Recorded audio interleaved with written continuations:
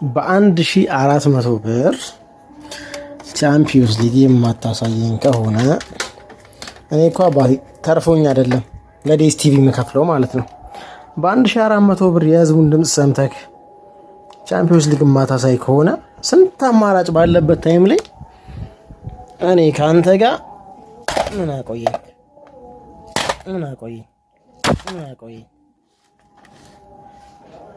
ይታያል። እንደ ካናል ፕላስ ማለት ነው ዘግተህ ትወጣለህ ከኢትዮጵያ።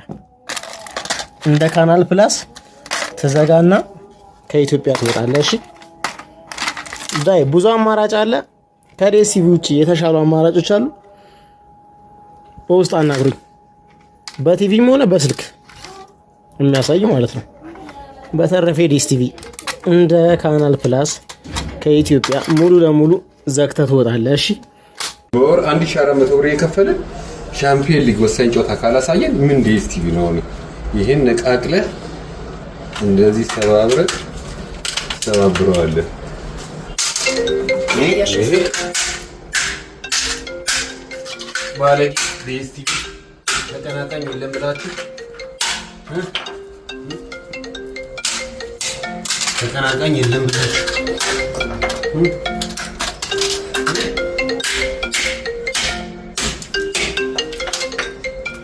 በ1400 ብር ኳስ ካላየን እኛ ሲያርሰናን ወተናየን ሌላ ቦታ ተቀናቃኝ ያለመኖሩ እናንተን ያጠገባችሁ። አመሰግናለሁ። ዴስ ቲቪ ወደ ኢትዮጵያ ገበያ በገባ በአጭር ጊዜ ውስጥ ሰፊ ተቀባይነት አግኝቶ እንደነበር ይታወቃል። በወቅቱ የመዝናኛ ስፍራዎች ዋና የኳስ ማሳያ አማራጭ ሆኖ ቀርቧል። በሂደትም በየግለሰቦች ቤት ውስጥ በቀላሉ ሊለመድ ችሏል። በተለይ የእንግሊዝ ኳስ አፍቃሪያን እንዲሁም በአቦል ቲቪ የአማርኛ ድራማ ተከታታዮችን ቀልብ በቀላሉ መሳብ ችሏል። ያም ሆኖ ከጊዜ ወደ ጊዜ የሚጨምረው ወርሃዊ ክፍያና በተለይ ተመልካቹ የተወዳጆቹን የቻምፒየንስ ሊግ ጨዋታዎችን መመልከት አለመቻሉ ከፍተኛ ቅሬታን ፈጥሯል። በተለይ የሰሞኑን የአርሰናልና የሪያል ማድሪድ አስደናቂ ጨዋታ በቤታቸው መመልከት ያልቻሉ እግር ኳስ አፍቃሪያን በማህበራዊ ትስስር ገጾች ዘመቻ ጀምረዋል። በርካቶችም ዲኮደር በመስበር ጭምር ያላቸውን ተቃውሞ እየገለጹ ነው። አንዳንዶቹ ከዚያም አለፍ ብለው እንደ ካናል ፕላስ ከኢትዮጵያ ገበያ መውጣት አለበት የሚል አስተያየት ሲሰነዝሩ ተሰምቷል። ይህንን ተከትሎ ዴስ ቲቪ መግለጫ ለማውጣት ተገዷል። የዴስ ቲቪ መግለጫ ብዙም ግልጽነት ያለው ባለመሆኑ እሱን ተከትሎ አሁንም በርካታ ጥያቄዎች እየተነሱ ነው። ለውድ ደንበኞቻችን በሚል መልእክቱን የጀመረው መልቲ ቾይስ ከሰሞኑ የተለያዩ ጥያቄዎችንና አስተያየታቸውን እያደረሳችሁን ነው። በተለያዩ የማህበራዊ ሚዲያዎች እየቀረቡ ያሉትንም በትኩረት ተመልክተናል።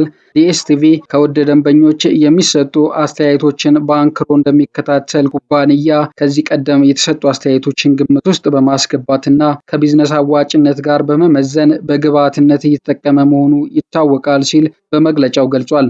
በተለያዩ ጊዜያትም የተለያዩ እርምጃዎችንም ወስደናል። ለአብነትም ሁሌም በሜዳ ፕላስ ፓኬጅ ብቻ ይተላለፍ የነበረውን የቻምፒየንስ ሊግ ጨዋታዎች ሜዳ ስፖርት የተሰኘ አዲስ ፓኬጅ በማዘጋጀት ለክቡራን ደንበኞቹ ከሜዳ ፕላስ ጥቅል ባነሰ ዋጋ ማቅረቡ ይታወሳል። በዚህም በርካታ ደንበኞቻችን አዎንታዊ አስተያየቶችን ገልጸውልናል ሲል ገልጿል። ዴስ ቲቪ ከጊዜ ወደ ጊዜ ዋጋቸው የሚጨምረውንና በውጭ ምንዛሬ የሚቀርቡትን ዓለም አቀፍ የስፖርትና መዝናኛ ይዘት መብቶችን፣ የሳተላይትና የማሰራጫ ወጪዎችን እንዲሁም ሌሎች የአገልግሎት ወጪዎችን በመሸፈን ለደንበኞቹ በጥራት እንዲደርሳቸው ያደርጋል። በዚህም የተነሳ የተለያዩ ይዘቶችን በተለያዩ የዴስ ቲቪ ፓኬጆች ሲያቀርብ በተቻለ መጠን ለደንበኞች በተመጣጣኝ ዋጋ መቅረባቸውን ለማረጋገጥ ጥረት ያደርጋል። በተጨማሪም እንደ ኢትዮ ቴሌኮም ካሉ የቴሌኮም ድርጅቶች ጋር በመተባበር የዴስ ቲቪ አገልግሎቶች በተመቻቸ ሁኔታና በቅናሽ ዋጋ ለህብረተሰቡ እንዲቀርቡ እያደረገ ያለውን ጥረት አጠናክሮ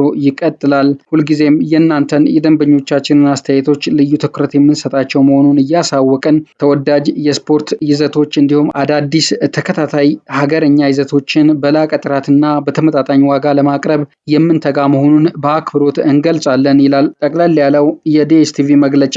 የዴስ ቲቪ መግለጫን ተከትሎ ከአገልግሎቱ ተጠቃሚዎች በርካታ ምላሾችና አስተያየቶች ተሰንዝረዋል። ኩባንያው ለደንበኞች ቅሬታ ምላሽ ለመስጠት ጥረት ማድረጉ መልካም ቢሆንም ከደረሱት አስተያየቶች መረዳት እንደሚቻለው አብዛኞቹ ደንበኞች አሁንም በዋጋ አወጣጡና በአገልግሎቱ ፍትሐዊነት ላይ ከፍተኛ ስጋቶችና ያልተመለሱ ጥያቄዎች አሏቸው። በርካታ አስተያየት ሰጪዎች የዲኤስቲቪን ይፋዊ ምላሽ እንደተመለከቱ የገለጹ ሲሆን ኩባንያው የደንበኞቹን አስተያየት እንደሚሰማና ግምት ውስጥ እንደሚያስገባ ማረጋገጡን በአዎንታዊ መልኩ የተቀበሉት በርካቶች ናቸው።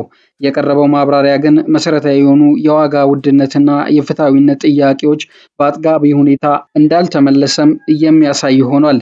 ብዙዎች እንዳሉት ምላሹ ለችግሮቹ ተጨባጭ መፍትሄ ከመስጠት ይልቅ ሁኔታውን ለማለዘብና ለማባባስ የቀረበ ይመስላል በማለት ይገልጹታል። ዲኤስቲቪ የሜዳ ስፖርት ፓኬጅን እንደ አንድ የማስተካከያ እርምጃ ማቅረቡ በአስተያየት ሰጪዎች ዘንድ ተነስቷል። ይህ ፓኬጅ የሻምፒየንስ ሊግ ጨዋታዎችን ከፍ ባለ ዋጋ ከነበረበት ሜዳ ፕላስ ዝቅ ባለ አማራጭ ማቅረቡ እውቅና ቢያሰጠውም ብዙዎች ይህንን እንደ ዋናው ችግር መፍትሄ አድርገው አልወሰዱትም።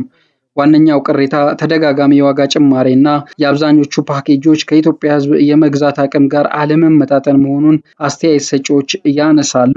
ሜዳ ስፖርት ፓኬጅ ሌሎች ተፈላጊ የስፖርት ይዘቶችን እንደ ፕሪሚየር ሊግ በተመጣጣኝ ዋጋ ስለማካተቱ የተሰጠ ማረጋገጫ ባለመኖሩ እርምጃው ውስንና መሰረታዊ ለውጥ የማያመጣ እንደሆነ ተደጋግሞ ተገልጿል። ዲኤስቲቪ ለዋጋ ጭማሪ እንደ ምክንያት የሚጠቅሳቸው የይዘት መብቶች ዋጋ መናር፣ የውጭ ምንዛሪ እጥረትና የሳተላይትና ማሰራጫ ወጪዎችን መጨመር መሆናቸው ይታወሳል።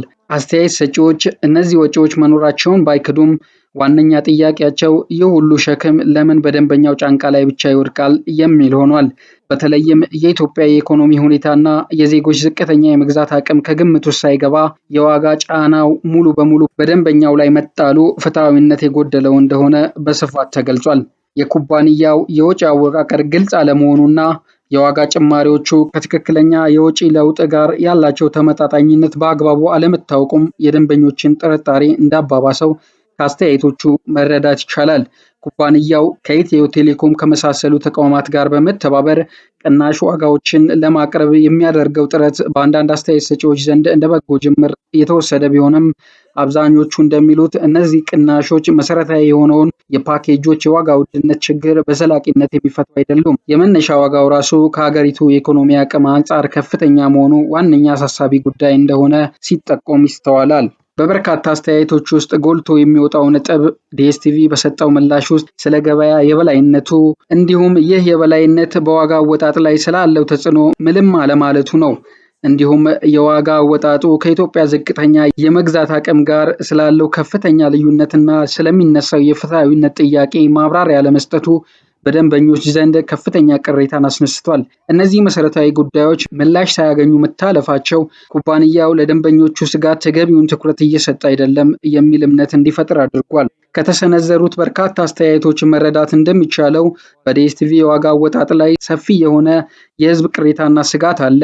ምንም እንኳን ኩባንያው የደንበኞችን አስተያየት እንደሚሰማ ቢገልጽም የተወሰዱት እርምጃዎችና የተሰጡት ማብራሪያዎች በቂ ባለመሆናቸው የተከፋውን ተመልካች ለማርካት አልቻሉም። ደንበኞች ተደጋጋሚና ምክንያታዊ ያልሆኑ የዋጋ ጭማሪዎች እንዲቆሙ፣ የዋጋ አወጣጡ የሀገሪቱን ተጨባጭ የኢኮኖሚ ሁኔታና የዜጎችን የመግዛት አቅም እንዲያገናዘብ እንዲሁም የወጪ አወቃቀሩ ግልጽ እንዲሆን በጽኑ ይጠይቃሉ። በተጨማሪም የሚመለከታቸው የቁጥጥር አካላት የገበያውን አሰራር በንቃት በመከታተልና ተገቢውን እርምጃ በመውሰድ የሸማቹን መብት እንዲያስከብሩ ጠንካራ ጥሪዎችም ቀርበዋል። በአጠቃላይ ከቃላት ባለፈ ተጨባጭነትና ፍትሐዊ እርምጃ ከዲኤስቲቪም ሆነ ከቁጥጥር አካላት እንደሚጠበቅ ከአስተያየቶቹ ለመረዳት ይቻላል። እንግዲህ ውድ የቻናላችን ተከታታዮች ከቻናላችን ጋር ስለምትሆኑ እናመሰግናለን። መረጃዎቻችን ለሌሎችም እንዲደርሱ ላይክ፣ ሼር፣ ሰብስክራይብ አድርጎ በሌላ መረጃ ዳግም እስከምንገናኝ ሰላም። በ1400 ብር ኳስ ካላየን እኛ ሲያርሰናን ወተን አየን። ሌላ ቦታ ተቀናቃኝ አለመኖሩ እናንተን ያጠገባችሁ። አመሰግናለሁ።